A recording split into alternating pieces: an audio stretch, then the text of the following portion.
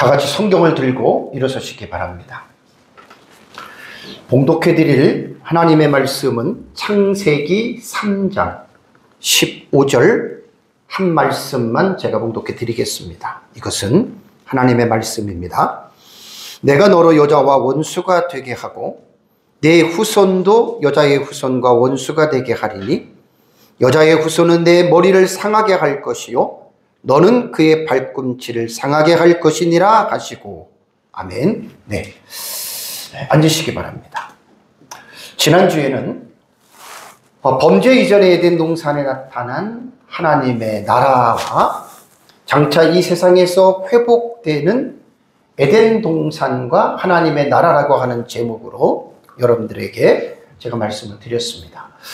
창세기 2장과 3장에 나오는 에덴 동산에 대한 지식은 여러분 참으로 중요합니다. 에덴 동산은 그리스 신화나 로마 신화에 나오는 어떤 사실을 기반하지 않는 가운데서 만들어낸 신화나 설화의 이야기가 아닙니다. 에덴 동산은 천지 만물을 창조하신 하나님께서 인류의 시조인 아담과 하와를 위해 창설하신 실제적인 지상의 낙원이었다라고 하는 것을 여러분들이 분명하게 이해를 하셔야 됩니다. 그리스도인들이 에덴 동산이 어떤 곳이었으며 에덴 동산이 무엇을 의미하는지에 대한 분명한 이해를 여러분들이 가지고 있어야 됩니다. 제가 에덴 동산에 대해서 한 3시간 설교를 하면서 4가지 차원에서 에덴 동산을 우리는 이해를 해야 된다라고 제가 여러분들에게 말씀을 드렸죠. 첫 번째는 범죄 이전의 에덴 동산은 어떠한 곳이었을까? 범죄 이전의 에덴 동산은요, 여러분 결론적으로 말씀을 드리면 하나님의 나라가 실제로 에덴 동산에 여러분 임해 있는 상태였습니다. 물론 하나님의 나라가 임해 있다라고 해서 에덴 동산이 완전한 하나님의 나라는 아닙니다. 여기서 오해가 없으시기 바랍니다. 그러니까 하나님께서 세상을 창조하신 그분의 목적과 의도가 하나님의 나라, 형이상에 속해 있는 그 하나님의 나라를 형이하, 이 세상의 물질계에 그 보이지 아니하는 하나님의 나라를 이 세상에 하나님께서 드러내기 위해서 이 세상을 창조하셨다라고 하는 것. 여러분들이 이 사실을 꼭 이해를 하셔야 됩니다. 다음에 두 번째, 에덴 동산에서 여러분 우리가 이해해야 될 게 뭐냐면 아담과 하와가 창세기 3장에서 범죄하죠. 하나님의 명령을 어기고 범죄함으로 말미암아 그들이 에덴 동산에서 추방이 되지 않습니까? 그럼 두 번째 에덴 동산에서 여러분 우리가 관심을 가져야 될 부분은 뭐냐면 범죄로 인해서 에덴 동산에서 추방이 됐다. 여러분 무엇을 말을 하는 것입니까?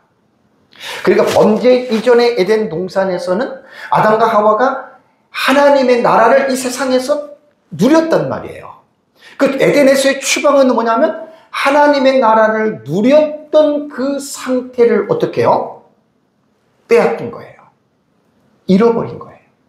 그래서 범죄 이후의 에덴 동산은 하나님의 나라를 잃어버리고 그러면서 이제 창세기 3장에서 범죄한 아담과 하와에게 하나님이 주어지는 온갖 불행과 저주들이 있죠.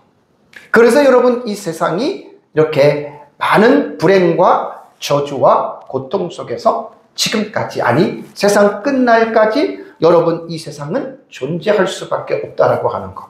여러분들이 두 번째는 그렇게 알으셔야 되고요. 세 번째는 그렇다면 에덴 동산이라고 하는 것이 하나님께서 과거에 창조하신 그 에덴 동산으로 이 세상에서는 그것으로 마무리가 될 것인가? 저는 아니라고 했습니다. 아담과 하와만 알고 있었던 그 범죄 이전의 에덴 동산을 하나님께서는 인류 마지막 시기에 이 세상에 다시 한번 그 에덴 동산을 하나님께서 회복시키신다. 이것은 종말론적인 신학의 입장에 따라서 해석이 달라요. 그래서 제가 지난주 오후 예배 때에는 계시록 20장에 나타난 천년기에 대한 부분에 대해서 여러분들에게 말씀을 드렸습니다. 그래서 천년왕국론은 종말론의 신학적 입장에 따라서 천년왕국을 해석하는 입장이 다르기 때문에 저는 역사적 전천년의 종말론의 신학을 따르기 때문에 우리 역사적 전천년에서는 계시록 20장에 나오는 천년왕국을 우리는 어떻게 해요? 회복되는 에덴 동산으로 예수님 재림 이후에 이 세상에서 1000년 동안 왕국이 있을 것이다 라고 여러분 우리는 해석한다라고 여러분 말씀을 드렸습니다. 마지막 네 번째, 에덴 동산에 대해서 여러분 우리가 꼭 기억해야 될 것은 에덴 동산의 모티브가 원초적으로 가면은 하나님이 창조하신 범죄 이전의 에덴 동산이잖아요. 그러면 그 에덴 동산에 하나님의 나라가 임했지만 그것은 하나님의 나라의 제가 모델 하우스와 같다고 말씀드렸죠. 완전한 하나님의 나라는 아니에요. 그렇다면 에덴 동산에 임해 있던 하나님의 나라는 모형이라는 거예요. 그렇다면 실물은 무엇일까요? 그 실물은 형이 상의 세계에 속해 있는 하나님의 나라인 천국을 말을 하는 것입니다. 그래서 네 번째 우리가 에덴 동산에서 알아야 할 마지막 중요한 결론적인 부분은 뭐냐면 결국 에덴 동산은 계시록 21장과 22장에 나오는 새하늘과 새 땅 새 예루살렘 성이 바로 그 천국을 바로 계시해 주는 그림자로서 하나님께서 에덴 동산의 천국을 우리들에게 나타내셨다. 그래서 에덴 동산은 이렇게 네 가지의 분명한 사실을 여러분 우리는 구분해서 이해하시기 바랍니다. 이번 시간에는 지난주에 제가 창세기 3장의 말씀을 드리면서 창세기 3장 15절에 기록된 내용을 제가 여러분들에게 원시복음이라고 말씀을 드렸죠. 그러면서 제가 창세기 3장 15절 말씀은 너무나 중요하기 때문에 제가 다음 주에 여러분들에게 설명하겠다라고 제가 지난주에 여러분들에게 말씀을 드렸습니다. 창세기 1장과 2장과 3장의 내용은 너무나 중요합니다.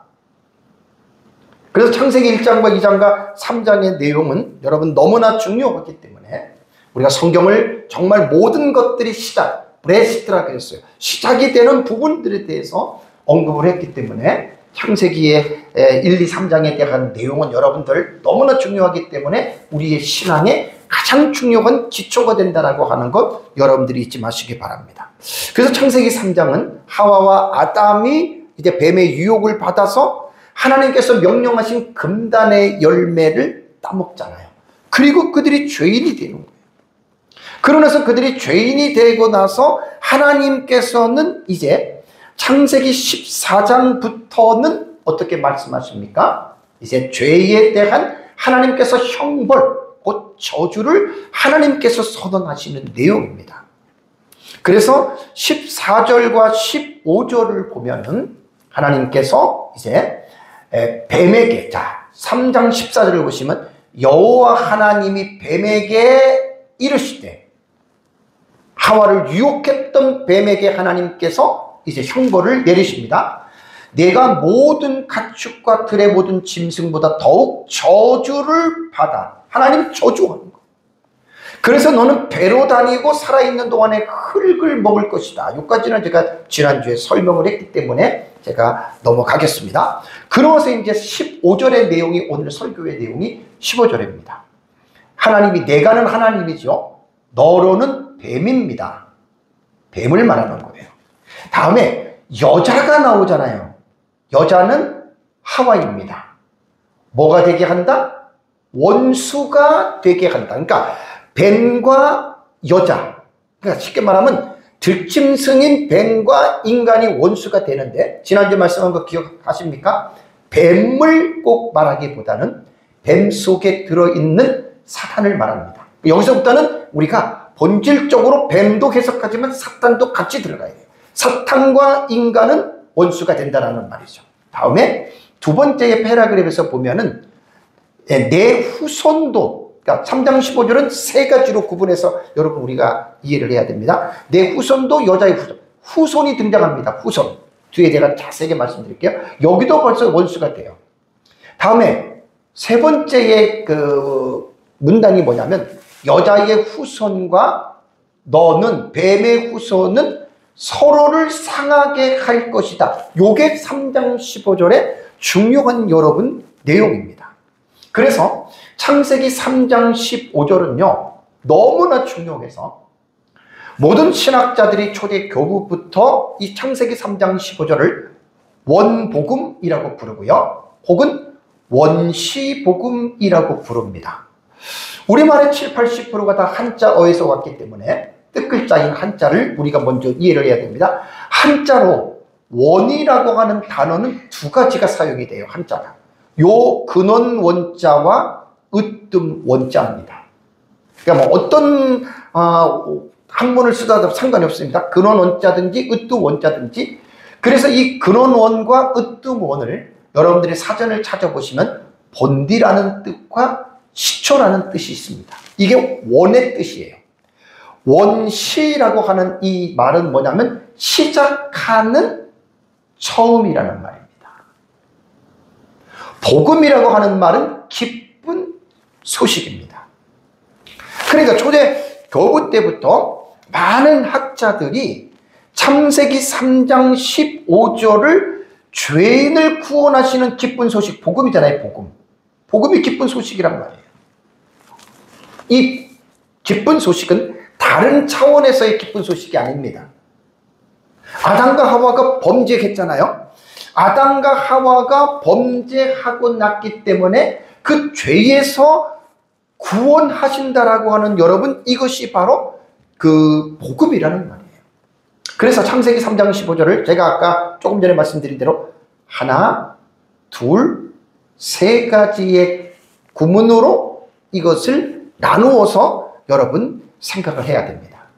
그래서 창세기 3장 15절이 다시 말씀드리면 원복음 혹은 원시복음, 저는 원시복음으로 제가 말씀을 드리겠습니다. 거의 학자들이 이렇게 말을 합니다. 자, 원시복음은 최초의 중요한 게 뭔 줄 아세요? 메시아 예언의 복음입니다. 메시아는 헬라어로 그리스도죠. 크리스토스죠. 그러니까 기름 부음을 받는다라는 뜻이에요. 그러니까 기름 부음을 받는다라고 하는 말은 아무에게나 기름 부음을 받는 것이 아니라 이스라엘 역사를 보면은 왕이나 제사장이나 선지자는 특정한 인물에게 기름을 부어서 하나님께서 구별하여 세우는 사람들을 말을 하죠. 그러니까 창세기 3장 15절이 복음은 복음인데 어떤 복음이냐면 최초의 메시아 그리스도, 결국 예수 그리스도를 말하는 거예요. 최초의 메시아의 그 예언에 대한 복음이라고 하는 사실을 여러분들이 기억을 해야 됩니다. 최초의 메시아의 예언의 복음이라고 말한 학자들을 보면은 초대 교부에 저스틴이라고 하는 지난주에 전천년주의자 할 때 말씀드렸어요. 그 다음에 이레네우스라고 하는 여러분 이러한 학자들이 창세기 3장 15절을 주의할 때에 거의 다가 원시복음으로 해석을 했습니다. 그러니까 원시복음은 다시 여러분들에게 제가 설명을 드리면 구약 성경의 최초의 메시아를 예언하는 본문이다라고 하는 말입니다. 그래서 헬라어를 보면은요, 프로토 유앙겔리온이라는 이 단어입니다. 이 원시라는 처음이라는 말이 그런 뜻이에요. 이 프로토라고 하는 말이 이 프로토스 해가지고 있어 처음, 원시 똑같은 말이에요. 그 다음에 유앙겔리온은 뭐냐면 이게 바로 복음이에요. 최초의 복음이다. 지난주에 제가 말씀을 드렸지만 교회를 다니는 분들이 오래 다녔다 하더라도 창세기 3장 오늘 이 15절의 내용은 너무 중요한데 이 중요한 내용들을 그냥 대충 알고 있는 분들이 사실 너무나 많아요. 제가 이것을 원시복음은 여러분들에게 수십 번 넘게 제가 여러분들에게 설명을 했던 부분이고 설교도 정말 많이 했고 또 하는 거예요. 왜냐하면 너무나 중요하기 때문에. 그래서 이제 영어로 보면은 이게 뭐냐면 프로토 에반겔리움이라고 나오죠. 에반겔리움. 이게 영어의 단어가 나오는데 이건 음으로 끝나는 거는 라틴어를 영어로 그냥 그대로 음역한 거예요. 원래 영어로 말하면 First Gospel입니다. First Gospel 혹은 프로토 가스펠 이렇게 여러분 이야기를 합니다.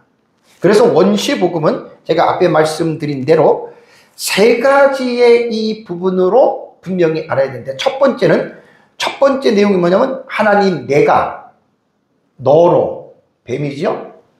여자와 하와지요? 사람의 대표입니다. 뭐가 되게 한다? 원수가 되게 한다라는 말이 나옵니다. 내가 너로 여자와 원수가 되게 한다. 그러니까 이제 범죄한 이후에, 여기에서는 뱀은 너로 뱀이라고 말하기보다는 사탄으로 봐야 돼요. 사탄으로 봐야 돼요. 물론 뱀도 포함을 시키면 됩니다. 그래서 하나님께서는 이제 사탄과 사람이 원수가 되게 한다. 그래서 본문에 나오는 뱀은 어떤 존재냐면은 하와에게 죄를 짓게 하는 원인 제공자가 되는 거예요. 뱀은 그런 존재고, 물론 사탄이 그렇게 되는 거고, 다음에 하와는 뭐냐면 당사자예요. 당사자. 그래서 우리는 여기에서 나타나는 이 뱀을 우리는 동물의 뱀으로도 무시할 수는 없어요. 동물의 뱀으로도 봐야 되지만, 더 중요한 것은 뭐냐면, 본질은 뭐냐면 그 뱀 속에 있는 여자로 우리는, 사탄으로 우리는 봐야 된다는 거. 자, 중요한 거는 뭐죠? 원수라는 말입니다. 원수. 히브리어 에바라고 하는 이 단어는요, 증오하다, 적의 적대, 적의나 적대고, 그 다음에 원수라는 이러한 뜻입니다. 그러니까 뱀과 사람이 원수가 된다. 사탄과 사람이 원수가 된다. 여기 보면은요, 동사가 되게 하리라라고 하는 말이 나옵니다. 요게 히브리어를 보면 베에반데 접속사 베라고 하는 단어와 합쳐진 거예요. 에바라고 하는 단어가. 접속사는 그리고예요.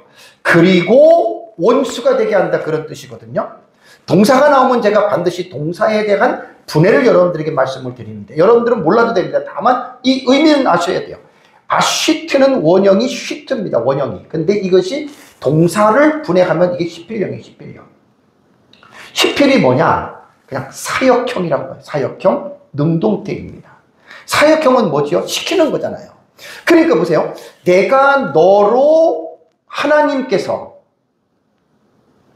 뱀에게 여자와 원수가 되게 하고, 이게 사역형이란 말이니까 하나님이 그렇게 하신다는 거예요. 그래서 이제 히브리어 같은 경우는 동사가 기본형이 있고, 그 다음에 강조형이 있고, 그 다음에 사역형이 있어요. 이게 사역형을 시키는 거예요. 죽는다라고 하는 사역형님은 죽이도록 시키는 거예요. 다른 사람이 다른 사람을 시키던가, 아니면 사탄이 시키던가. 그래서 이것은 11형은 사역형이기 때문에 하나님께서 그렇게 하신다는 거예요. 왜? 죄를 지었기 때문입니다. 뱀은 사탄에게 의해서 원인을 제공하는 도구로서 사용이 되었고, 하와는 그 죄를 짓는 당사자가 된 거예요. 그래서 인간의 대표잖아요. 아담과 하와는. 그렇기 때문에 하나님께서는 죄에 대한 그 대가로서 너희들은 평생 원수가 될 것이다. 이것이 인류 마지막 날까지 여러분 원수가 됩니다. 물론 지금도 마찬가지입니다. 뱀이라고 하는 여러분 이 존재는 예수님의 교훈 속에서 나타난 뱀을 보면은요, 대부분 보면은 상징적인 의미로서 예수님께서도 뱀을 말을 했습니다. 마태복음 23장 33절을 보면 뱀들아, 독사의 새끼들아, 그 다음에 너희가 이렇게 말을 하잖아요. 그러니까 너희라고 하는 이 2인칭인 그 대상들을 예수님께서는 뭐라고 얘기를 합니까? 상징적으로 이 뱀들아, 독사의 새끼들아, 이렇게 말을 하는 거예요. 어떻게 지옥의 판결을 피하겠느냐? 이것은 서기관들과 바리새인들을 비유로 한 말이에요. 그러니까 어쨌든 좋은 표현은 아닙니다. 뱀이 들어가면. 마가복음 16장 18절에도 예수님께서 제자들에게 말씀하시면서 뱀을 찝으며 무슨 독을 마실지라도, 여기서 말하는 뱀은 사탄입니다. 사탄을 상징합니다. 누가복음 10장 19절에도 예수님께서 70인 제자들에게 이런 말씀하잖아요. 내가 너희에게 뱀과 정갈을 밟으며 원수의 모든 능력을 제할 권능을 주었으니 너희를 해칠 자가 결코 없다. 여기서 말하는 뱀은 들짐승의 뱀을 말하는 게 아닙니다. 사탄을 상징합니다. 다음에 요한계시록에 나타난 뱀이 나오죠. 계시록 12장 9절을 보면 큰 용이 내쫓기니, 큰 용이 공중에서 내쫓기잖아요. 이 큰 용을 뭐라고 부연 설명하냐면 옛뱀, 곧 마귀라고도 하고 사탄이라고도 하고. 그러니까 요한계시록에서 이 뱀은 물리적인 짐승을 말하는 게 아니에요. 바로 사탄을 말합니다. 그래서 사탄의 정체가 어떻게 나오죠? 온 천하를 꿰는 자라. 온 천하를 꿰는 자라. 우리 인류 조상이었던 하와를 에덴 동산에서 유혹했잖아요. 꿰다라고 하는 말이 헬라어 플라나오예요. 플라나오. 방황하고 미혹시키고 흔들리고 혼란스럽게 만든다는 말이에요. 계시록 12장 14절에도 그 여자가 큰 독수리의 두 날개를 받아 광야 자기 우선 나라가 그 뱀의 낯을, 사탄입니다. 큰 용 다 사탄을 말합니다. 본문에 대한 내용은 제가 해석을 안 하겠습니다. 계시록 12장 15절에도 똑같다 연속되는 본문입니다. 뱀이 사탄을 말해요. 계시록 20장 2절에 용을 잡으니 곧 옛뱀이요. 그러니까 사탄은 용, 옛뱀, 마귀, 사탄 이렇게 네 가지의 붉은 용까지 집어넣으면, 용도 용인데 붉은 용까지 집어넣으면 5가지의 명칭이 있어요. 동일인입니다. 동일인. 바로 악한 영의 우두머리를 말을 합니다. 그러므로 다시 여러분들이 생각하면 하나님께서 내가 너로 여자와 원수가 되게 하고, 그러니까 뱀에게 사람과 원수가 된다라고 하는 말의 의미는 여러분 바로 이러한 뜻이라고 하는 것들을 여러분들이 잘 기억을 해야 됩니다. 두 번째의 이 3장 15절에서 우리가 알아야 될 것은 뱀과 하와, 그러니까 사탄과 인간과의 그 두 당시에 그 당사자에게만 원수가 되는 게 아니에요. 이거는 연속적으로 이어져요. 두 번째 우리가 패라그래프에서 볼 수 있는 게 뭐냐면 어떻게 후손도 뱀이죠. 사탄이죠. 후손의 개념이 나옵니다. 다음에 또 여자의 후손이 나옵니다. 후손의 개념이 나오죠. 이 둘이 어떻게? 그들도 원수가 되게 한다는 말이에요. 그러니까 에덴 동산에서 그 죄에 참여했던 뱀과 하와와의 그 둘의 관계가 거기서 끝나는 것이 아니라 그들의 후손에게까지 지속된다는 말이에요. 그 다음 여기서 우리가 중요하게 생각해야 될 단어는 뭐죠? 후손입니다. 그럼 후손이라고 하는 말이 뭘까? 히브리어의 후손이라고 하는 단어는 제라라고 하는 단어입니다. 제라라고 하는 이 단어는요, 씨로도 번역이 되고 씨를 뿌리는 것으로도 번역이 되고 자손도 되고 소산어로 번역이 되는 단어예요. 그래서 이 제라라고 하는 지금 후손에 대한 의미를 여러분들이 정확하게 기억하셔야 돼요. 우선 이 제라라고 하는 단어가 구약 성경에 224번 많이 나오는 단어입니다. 이 단어를 문자적인 의미로 해석을 하면 그냥 농업에서 씨 뿌리는 거예요. 밖에 나가서 이제 봄에 씨를 뿌리는 거. 그게 후손의 개념으로 번역이 돼요. 근데 이게 꼭 씨를 뿌리는 걸로만 되는 게 아니라 두 번째가 좀 특이합니다. 남성의 정액의 흐름, 곧 사정을 하는 거예요. 부부 관계에서 남자가 정액을 사정하는 거, 이것도 제라라고 하는 단어로 여러분 번역이 됐다는 거예요. 그래서 레위기 15장 16절을 보면 설정한 자는 정액을 쏟았다는 거예요. 전신을 물로 씻을 것이며 저녁까지 부정하리라. 레위기 22장 4절에도 설정한 자는, 예레미야 32장 27절에도 사람의 씨와 씨 할 때 전부 다 제라라고 하는 단어를 여러분 사용했다라는 거예요. 그 남녀 간의 육체적인 관계를 통해서 남자가 사정을 할 때 그게 바로 제라다. 이것이 바로 씨를 뿌린다. 정액의 흐름이라고 이제 이렇게 학자들은 이제 번역을 합니다. 세 번째의 의미가 뭐냐면 개인적으로나 집단적으로 자손이나 후손. 물론 본문에는 세 번째에 말하는 자손이나 후손을 말을 하는 거예요. 그러나 두 번째 남성의 정액의 흐름도 무시할 수 없는 게 그걸 통해서 여러분 자식을 여러분 우리가 낳지 않습니까? 그래서 설정이라고 하는 여러분 히브리의 단어를 제가 찾아보니까 세바카 제라라고 하는 단어는요. 이 세바카는 들어눕는 행위예요. 설정할 때 설자가. 이 세바카는 들어눕는 거. 들어누워서 남녀가 교합해서 남자가 사정하는 그게 바로 설이라는 거고 정이라고 하는 것은 제라 씨라는 말입니다. 사전을 단어를 찾아봤더니 이제 그런 의미를 여러분 말을 합니다. 그래서 이제 다시 본문으로 들어가면 너와 여자의 후손 그랬잖아요. 그렇죠? 이 여인의 후손에서 우리는 관심을 가져야 돼요. 여인의 후손에서 여러분 우리가 관심을 가져야 되는데 여인의 후손이라고 말을 할 때는 자손의 자손이니까 여럿을 말하는 것으로 볼 수가 있어요. 틀린 것은 아닌데 창세기 3장 15절의 여인의 후손은 여럿을 말하는 것이 아니라는 것을 꼭 기억하셔야 됩니다.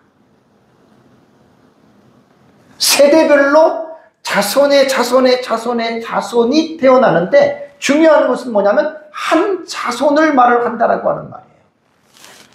그래서 씨라고 하는 그 제라라고 하는 단어의 의미를 보면은 이게 단수로 나와요. 단수. 이게 집단을 말하는 어떤 단수에 해당이 되는 건데요. 그건 제가 뭐 여러분들에게 어렵기 때문에 그냥 생략하고 넘어가겠습니다. 그래서 구약 성경을 보면 이제 아담과 하와에게서 여러 자손이 출생하잖아요. 당장 이제 창세기 5장만 해도 아담의 10대 족보 톨로도시 나오잖아요. 근데 그렇게 많은 자손을 말하는 게 아니라 오직 한 자손을 말한다라고 하는 거예요. 여인의 후손. 그러니까 창세기 3장 15절에 말하는 이 여인의 후손은 뱀의 후손과 여인의 후손이 원수가 되잖아요. 한 자손을 말하는데 결론부터 말씀을 드리면 이겁니다. 자, 갈라디아서 3장 16절을 보세요. 갈라디아서 3장 16절을 보시면 이 약속들은 아브라함과 그의 자손들에게 말씀하신 것인데, 그러니까 아브라함부터 계속해서 아담부터 자손들이 수천 년을 통해서 자손들이 태어나요. 자손들이 태어나는데 중요한 것은 뭐냐면 그 여럿을 가리켜 그 자손들이라고 하지 아니하시고 어떻게 해요? 오직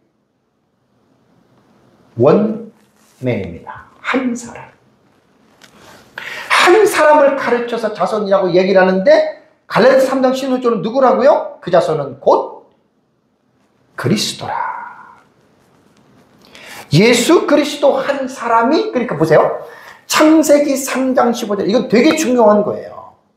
오늘 창세기 3장 15절 원시복음에 나타난 하나님의 나라라고 제가 제목을 잡았잖아요. 그러니까 하나님이 내가 너의 후손과 뱀의 후손과 여자의 후손이 원수가 되게 된다라고 하는 두 번째 문단에서 말하는 여자의 후손은 바로 바울은 갈라디아 교인들에게 여럿이 아니라 오직 한 사람인 그리스도를 말을 하는 겁니다. 그러니까 결국은 뭐냐면 사탄과 그리스도가 원수 관계가 된다는 거예요. 물론 후손의 개념은 하나님의 자녀들 모두가 다 포함이 됩니다. 합집합이 되는 거예요. 그리스도 안에 믿는 모든 사람들이 그 안에 다 들어가는 거예요. 그 다음에 사탄의 그 어떤 이제 후손에 대해서는 제가 조금 더 여러분들에게 말씀을 드리겠습니다. 조금 더 우리가 성경을 이제 아담에 대한 부분을 좀 이해를 하려면 아담부터 시작된 이제 여인의 후손의 족보는요. 자, 아담이, 그래서 이제 여러분 창세기 5장에 아담이 쭉 보면은 셋을 낳고 셋은 에노스를 낳고 에노스는 게난을 낳고 게난은 마할랄렛을 낳고 그다음에 야렛을 낳고 에녹을 낳고 무두셀라를 낳고 라멕을 낳고 노아를 낳고, 그래서 또 노아에 쭉 내려가다가 노아의 10대, 그러니까 아담부터 20대가 되는 아브라함을 낳죠. 그죠? 그리고 아브라함이 이삭과 야곱과 요셉을 낳죠. 왜 그런 줄 아세요? 그리고 쭉 나가면 누가 나옵니까? 다윗 왕이 나오죠. 그 다윗 왕이 나오고 쭉 넘어가서 누가 나옵니까? 동정녀 마리아의 몸에서 예수 그리스도가 태어나죠. 그거를 지금 말을 하는 거예요. 이거는 구속사라고 하는 신학적인 입장에서 구속사의 신학의 핵심이 되는, 출발이 되는 이 성경이 창세기 3장 15절이에요. 여기서부터 이제 구속사가 창세기 3장 15절부터 쫙 전개가 돼요.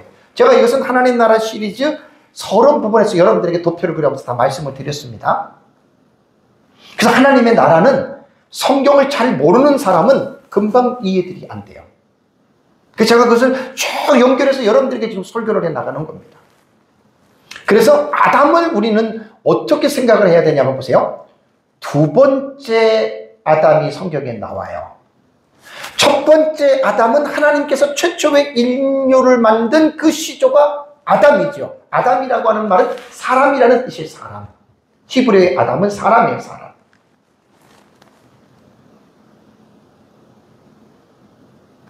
아담이라고 하는 여러분 이 단어는 사람이라는 뜻이에요. 사람. 아담. 네. 그러니까 로마서 5장 14절을 보시면 그러나 아담으로부터 모세까지 아담의 범죄와 같은 죄를 짓지 않은 자들까지도 사망의 왕노로 됐다. 여기 말하는 첫 번째 아담이거든요. 다음에 보세요. 아담은 뭐라고요? 오실자의 모형이라. 여기서 말한 아담은 누구를 말하냐면은 바로 이제 첫 번째 사람인 아담을 말을 하는데 바울은 이 부분을 또 고린도 교인들에게 뭐라고 얘기를 하냐면 고린도전서 15장 45절에 보면 기록된 바 첫 사람 아담은 first man이에요. 첫 사람 아담은 생명이 되었다 함과 같이 생명은 뭐라 그랬죠? 살아있는, 살아서 움직이는 존재예요. 이것은 제가 창세기 2장의 8절에 하나님이 사람을 만들 때 흙으로 만들고 코에다가 생기를 부어넣어서 생명이 됐다고 그랬죠. 생기는 영혼이고 생명은 살아 움직이는 존재. 그러고 나서 뭐라고 얘기를 합니까? 첫사람 얘기를 했고 바울 또 뭐라 그래요? 마지막 아담은 그러잖아요. 이게 두 번째 아담이에요. 두 번째 아담이 누구냐면 바로 예수 그리스도예요. 예수 그리스도는 살려주는 영이 되었나니. 이 말이 뭐냐면 아담과 하와가 범죄하고 죽었잖아요. 그 죽음 속에는 영혼이 죽은 거예요. 그 살려주는 영이 됐다고 하는 말은 죽은 영혼을 바로 두 번째 아담이신 예수 그리스도는 살려주신다. 그 살려주시는 것이 뭐냐면 예수 그리스도를 믿는 자가 죽었던 영혼이 다시 살아난다. 그것을 여러분 말을 하는 것입니다. 그래서 고린도전서 15장 22절을 보면은 아담 안에서 모든 사람이 죽은 것 같이 첫 번째 아담이죠. 두 번째 아담인 그리스도 안에서 모든 사람이 삶을 얻으리라. 무조건 다 사는 것이 아니라 믿는 자는 바로 살아난다라고 하는 여러분 그러한 말입니다. 그래서 여러분들이 이 부분을 분명하게 여러분들이 이해를 하셔야 됩니다.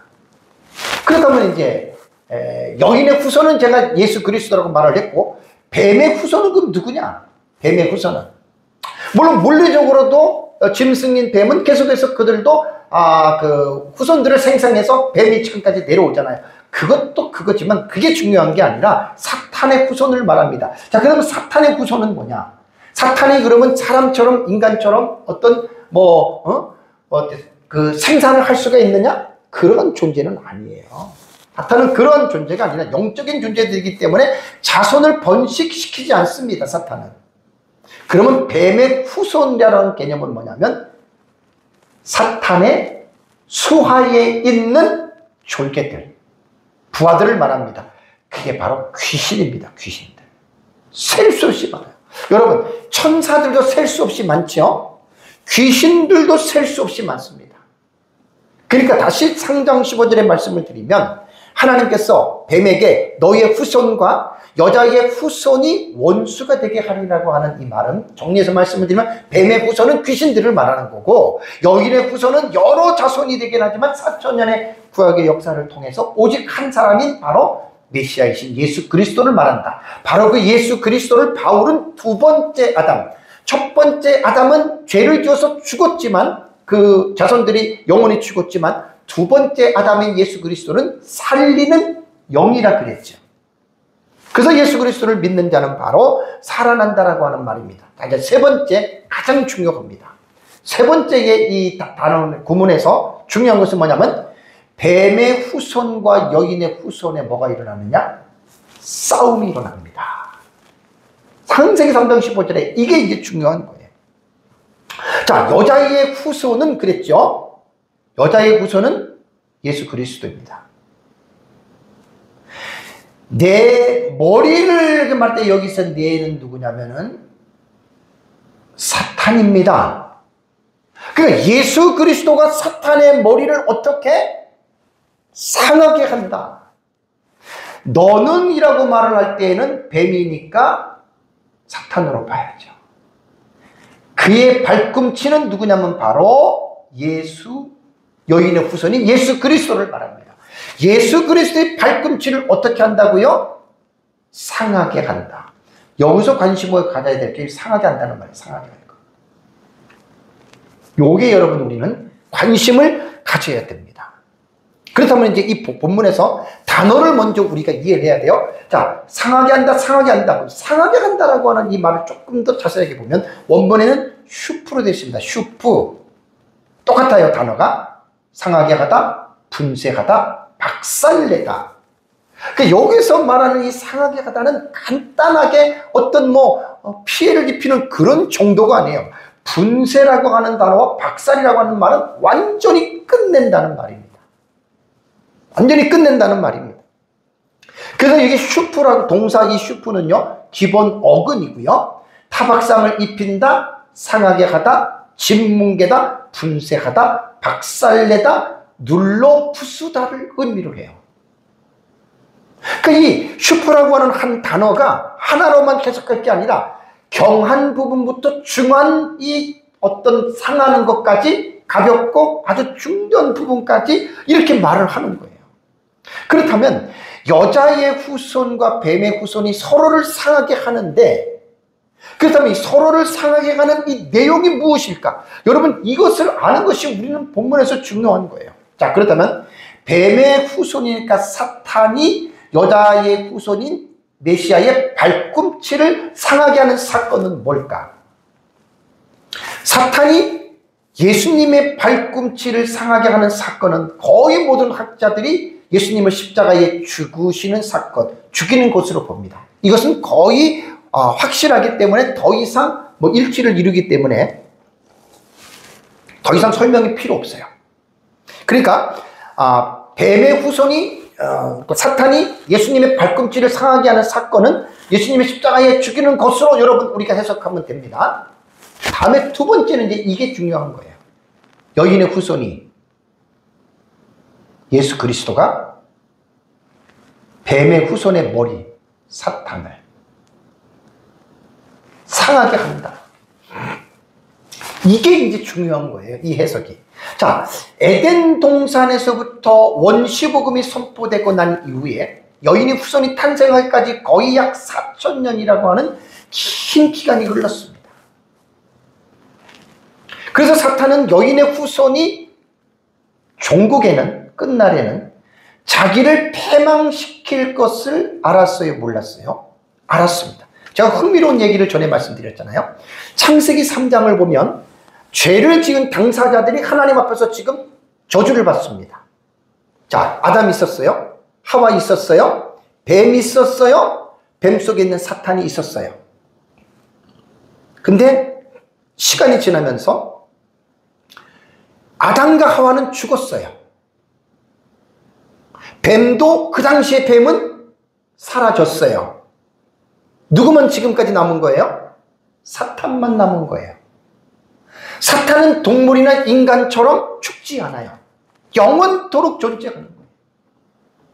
그러니까 지금 4,000년의 역사, 지금까지 이 역사를 볼 때는 당사자들은 다 뱀과 아담과 하와는 죽었어요. 없어졌어요. 근데 유일하게 살아있는 존재는 누구냐면 사탄과 그의 후손들인 졸개들인 귀신만 남아있는 거예요. 그것이 이제 예수님께서 이 세상에 오셔서 예수님의 공생의 사역을 할 때까지는 그 사탄은 지금 계속 살아있는 거예요. 근데 놀라운 게 뭐냐면 마태복음 8장 29절을 보십시오. 예수님의 공생의 사역에 이에 그들이 소리 질러 이르되 귀신, 사람 속에 귀신이 소리를 지르는 거예요. 뭐라고 소리를 지릅니까? 하나님의 아들이여, 우리가 당신과 무슨 상관이 있나이까? 라고 말을 하면서 뭐라고 말했습니까? 때가 이르기 전에 우리를 괴롭게 하시려고 여기에 오셨습니까? 당신이 지금 올 때가 아니지 않습니까? 이 말이에요. 귀신들이. 뭘 말하는 거죠? 사단과 귀신들이 지금 알고 있는 거예요. 뭘 알고 있어요? 여인의 후손이 뱀의 후손의 머리를 사탄을 상하게 할 것을 알고 있다라는 거예요. 지금도 사단과 귀신들은 이걸 알고 있는 거예요. 제 설교를 지금 귀신들이 사단이 이걸 좀 듣고 있는 거예요. 야, 어떻게 저 목사가 이거를 알고 이야기를 하지? 이게 하나님의 각종 지혜예요, 이게. 때가 이르기 전에 우리를 괴롭게 하시려고 여기에 오셨나이까? 귀신들의 말이 여러분 그 말입니다. 인류 종말의 예수 그리스도의 재림 직전에 사탄은 자신이 여인의 후손에게 머리가 상할 줄을 알고 최후의 발악을 합니다. 이 사실이 요한계시록 12장 12절에 기록이 되어 있어요. 공중에서 미가엘과 붉은 영의 싸움이 일어나는 그 단락에 나오는 얘기입니다. 그러므로 하늘과 그 가운데 거하는 자들은 즐거워하라. 그러나 땅과 바다에는 화 있을진저. 그러면서 이는 뭐라고요? 마귀가, 사탄이죠. 자기의 때가 얼마 남지 않은 줄을 어떻게 알므로. 요한계시록 12장 12절의 내용은 뭐냐면 예수님이 재림하시기 직전에 인류 마지막 때예요. 그러니까 예수님께서 재림하시면 사단의 머리를 분쇄한다, 박살낸다라고 하는 이것을 알고 있었던 거예요. 아직은 그때가 안 된 거예요. 여인의 후손이신 예수 그리스도가 사단의 머리를 완전히 분쇄하다, 뭉개다, 박살내다라고 하는 이때는 아직 이르질 않았습니다. 우린 그렇게 해석을 해야 됩니다.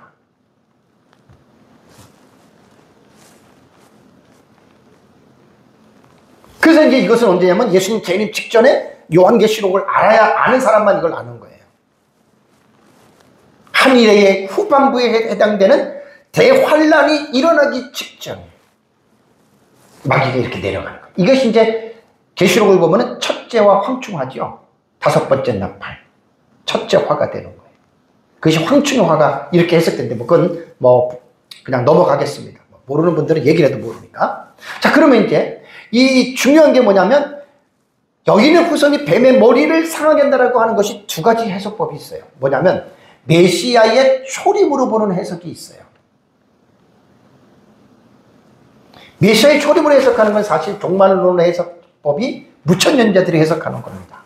자, 여자의 후손이 뱀의 머리를 상하게 한다는 사실을 예수님께서 죽으시고 사흘 만에 부활하심으로 사탄의 권세를 이기셨다는 것, 이것을 무천년주의자들은 창세기 3장 15절에 여인의 후손이 뱀의 머리를 상하게 할 것으로서 이렇게 해석을 한다는 거예요. 무천년주의자들은 이렇게 해석합니다. 여기서 문제가 생기는 게 뭔지 아세요? 자, 그렇다면 여기에 슈프라고 하는, 여러분 아까 그 히브리어의 슈프라고 하는 동사가요, 완전히 뭉개고 박살내는 거예요. 그러니까 사단의 존재가 완전히 없어지는 거예요. 꼼짝 못한다는 말이에요. 그런데 이 해석을 받아들이게 되면 문제가 되는 것이 있습니다. 그 문제가 뭔 줄 아세요? 베드로전서 5장 8절과 9절에 베드로는 뭐라고 얘기했습니까? 예수님께서 십자가에 죽으시고 부활하시고 천국으로 가셨어요. 그러고 나서 이제 사도행전이라든가 여러분 신약시대를 보면 지금도 마찬가지예요. 베드로전서 5장 8절과 9절은 베드로가 성도들에게 뭐라고 얘기를 했습니까? 사단이 우는 사자와 같이 두루다니며 삼킬 자를 찾고 있다. 무천년자들이 말하는 메시아의 초림으로 해석하는 것이 틀린다는 거예요. 이건 엄연히 틀린 거예요. 사단은 옛날보다 더 강력해지고요, 더 세상을 공격하고 있고, 예수님 재림 직전에는 말도 못하게 교회를 핍박하고 성도들을 사탄이 많이 죽입니다. 대순교의 시대가 옵니다. 그걸 아셔야 돼요, 여러분. 그래서 메시아의 초림으로 보는 해석은 창세기 3장 15절에 여인의 후손이 뱀의 머리를 상하게 하는 해석으로 우리는 받아들일 수가 없습니다. 그렇다고 해서 제가 예수님의 부활을 폄하하려고 하는 의도는 전혀 없습니다. 당연히 예수님께서 십자가에서 죽으시고 부활하신 것은 죽음의 권세를 잡고 있는 사단의 그 권세를 물리친 거는 맞아요. 그 예수님이 물리쳤다는 거지 모든 사람들이 물리친 건 아니잖아요. 지금도 사람이 죽잖아요. 그래, 그걸 그렇게 우리가 해석하는 것은 아닙니다. 두 번째 해석은 뭐냐면 여인의 후손이 뱀의 사탄의 머리를 상하겠다라는 것을 재림의 메시아로 보는 해석입니다.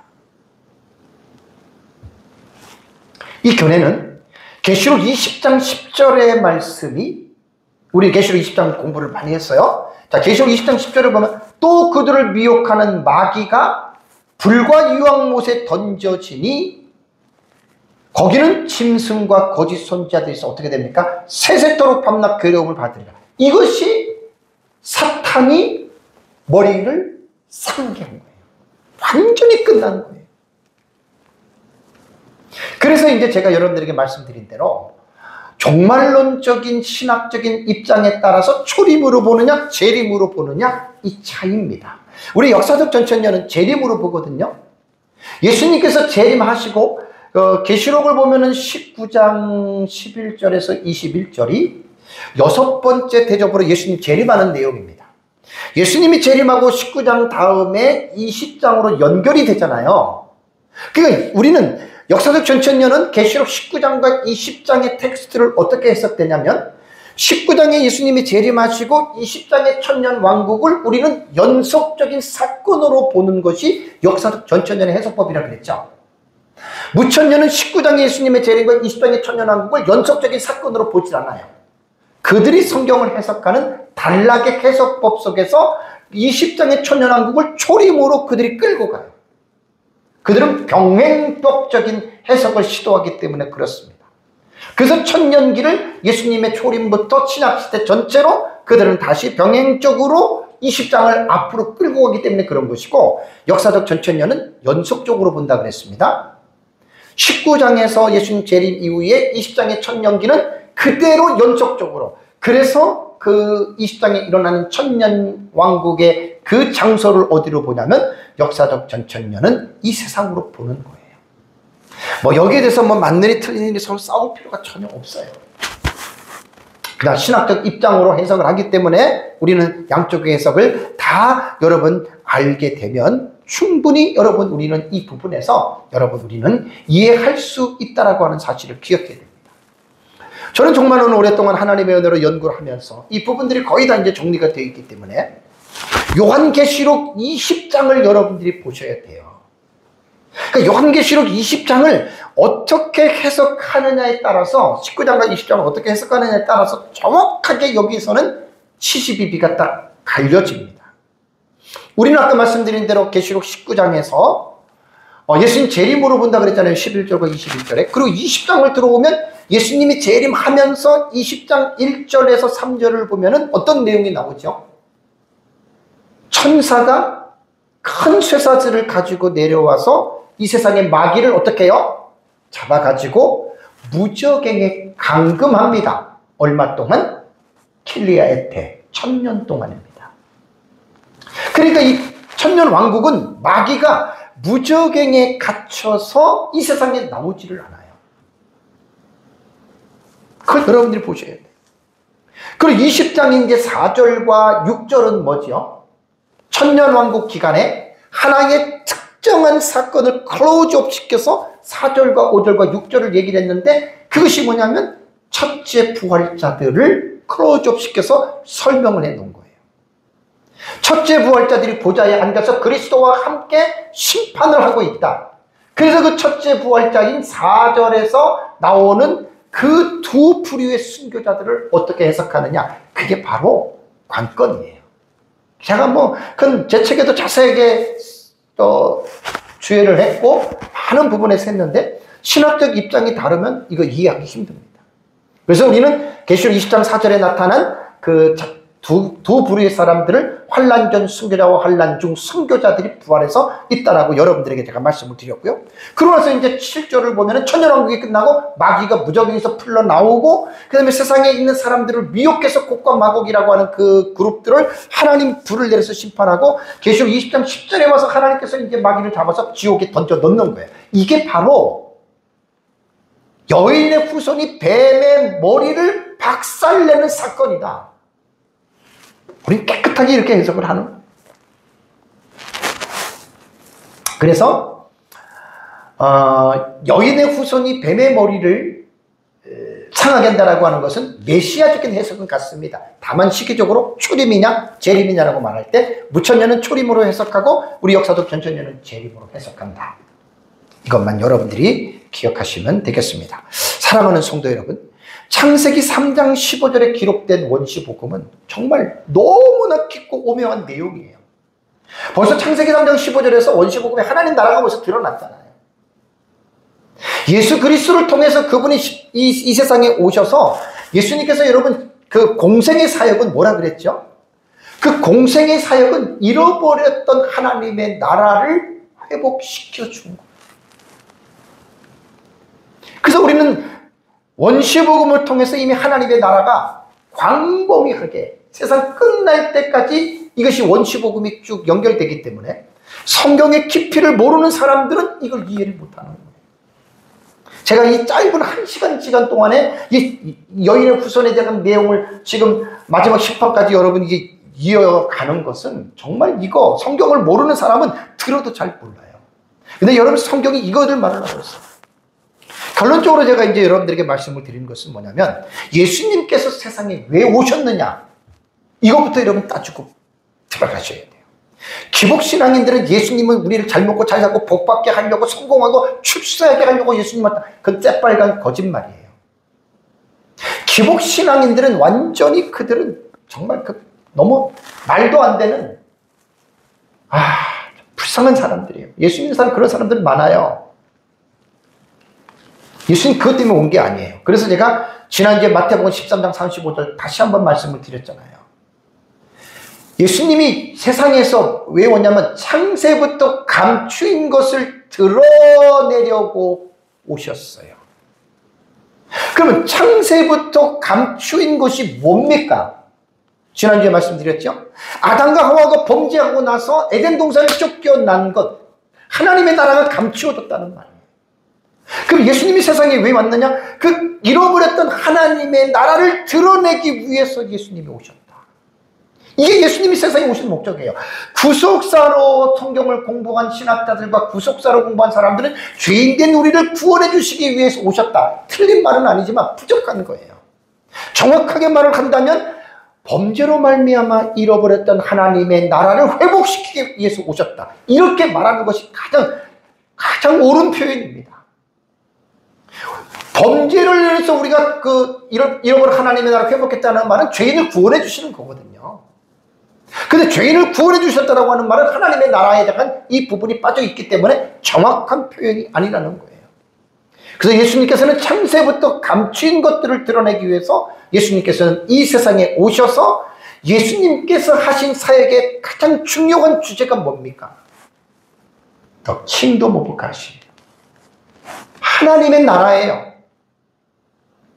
은사주의자들은 질병, 각종 병들을 고쳐주기 위해서 예수님이 오셨다. 그게 다가 아니잖아요. 하나님의 나라입니다. 그래서 예수님의 공생의 사역을 보면은 마태복음 4장 10절 보십시오. 회개하라 무엇이? 천국이 가까워 왔다.